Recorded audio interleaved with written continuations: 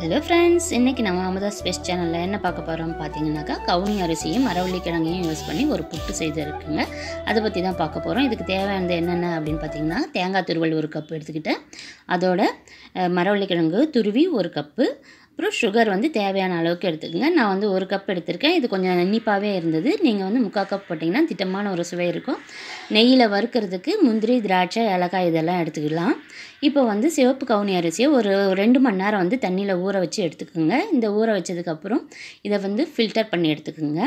அரிசியை வந்து நிழலில் காய போடலாம். இப்போ ஃபில்டர் பண்ண இந்த அரிசியை வந்து நிழலில் ஒரு 1/2 மணி நேரம் வந்து காயிற அளவுக்கு வந்து வச்சிடலாம்.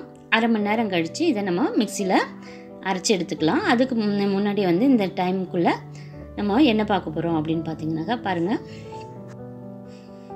இந்த மரவள்ளிக்கிழங்கை வந்து தோல் சீவிட்டு நம்ம வந்து சீவல் மணையில் துருவி எடுத்துக்கலாம். 1 கப் அளவுக்கு வந்து துருவி எடுத்துக்கலாம். இந்த மரவள்ளிக்கிழங்கு என்னன்னு பார்த்தீங்கன்னா ரொம்ப விட்டமின் வந்து கே அதிகமாக இருக்குது. அது மாதவிடாய் உள்ள வலியெலாம் இருக்கு இல்லையா, அந்த வலியெல்லாம் போக்குறதுக்கு இது ரொம்பவே நல்லது அப்படின்னு சொல்கிறாங்க. இப்போ நான் இதை வந்து துருவி எடுத்துக்கிட்டேன்.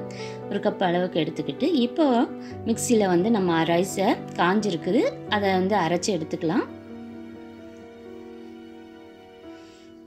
மிக்ஸி ஜாரில் அரைச்சி எடுத்துக்கிட்டு அது கூட வந்து ஏலக்காய் நீங்கள் போட்டுருங்க. நான் வந்து தட்டி போட்டிருக்கேன். நீங்கள் ரைஸ் கூடவே வந்து ஏலக்காயும் போட்டிங்கன்னா அரைச்சி எடுத்துக்கலாம். இப்போ வந்து அரைச்ச இந்த மாவை வந்து நான் 1 கப்பில் கொட்டிக்கிட்டு அது கூட மரவள்ளிக்கிழங்கு, துருவின தேங்காய், சர்க்கரை,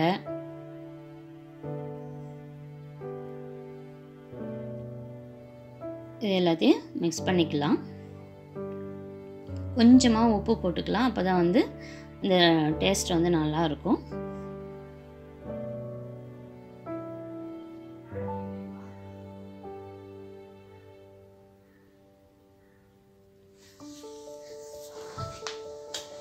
பாருங்கள், இப்போ வந்து இதை எல்லாத்தையும் ஒன்றா சேர்த்து கலந்துக்கலாம்.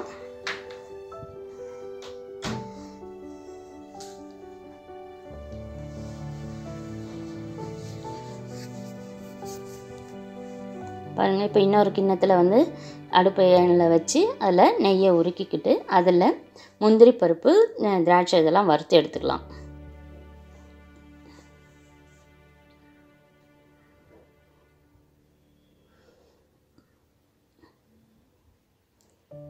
பாருங்கள், முந்திரி திராட்சைலாம் வறுத்து எடுத்துக்கலாம். உங்களுக்கு விருப்பமானதை நீங்கள் போட்டுக்கலாம். இது கூட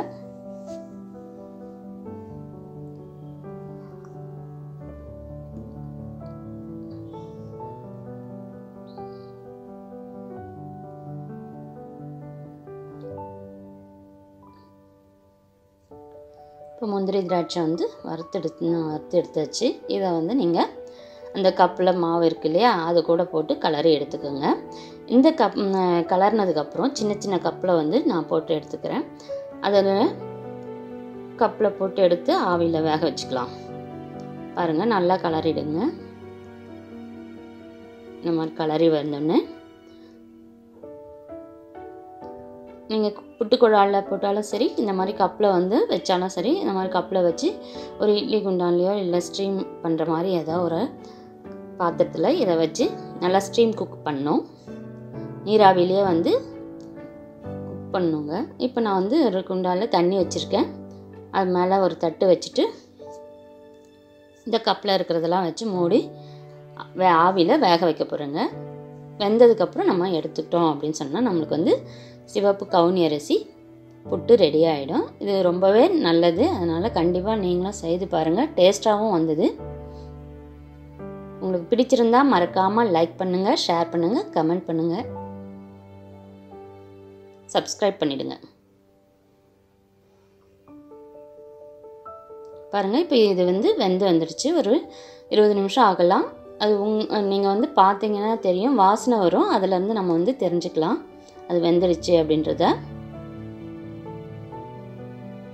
இந்த கப்பு வந்து நம்ம இப்படி கவுத்தி எடுத்துட்டோன்னே உடனே எடுக்கக்கூடாது. ஒரு 2 நிமிஷம் கழிச்சு எடுத்தீங்க அப்படின்னு சொன்னால் அழகாக வந்து அது ஷேப்பாக வந்துடும். பாருங்கள், இப்போ புட்டு வந்து ரெடி ஆகிடுச்சு. உங்களுக்கு பிடிச்சிருந்தா மறக்காமல் சப்ஸ்கிரைப் பண்ணிவிடுங்க, ஷேர் பண்ணிவிடுங்க.